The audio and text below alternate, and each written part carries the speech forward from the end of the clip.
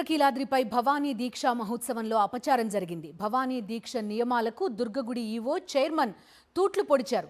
41 రోజులు దీక్ష చేసిన Bhavani ఇరుముడులను విప్పారు దుర్గగుడి EO chairman. Bhavani భక్తుల మనోభావాలను దెబ్బతీశారు.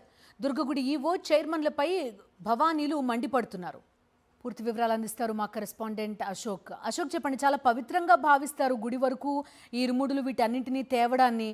ఎందుకు వీళ్ళు విప్పాల్సి వచ్చింది? భక్తులు ఏమంటున్నారు?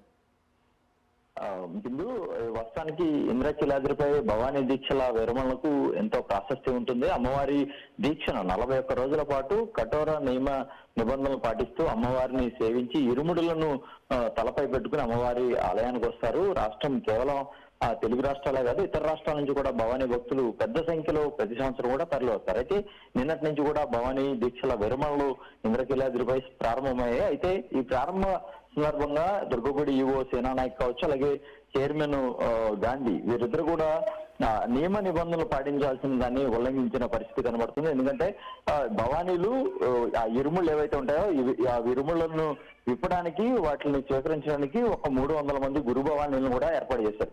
కానీ గురు భవానీలకు బదులు ఇటు ఆలయ ఈవో కావచ్చు, ఏదైతే దుర్గుడి చైర్మన్, వీరు ఆ విరుముడులను విప్పిన పరిస్థితి ఉంది.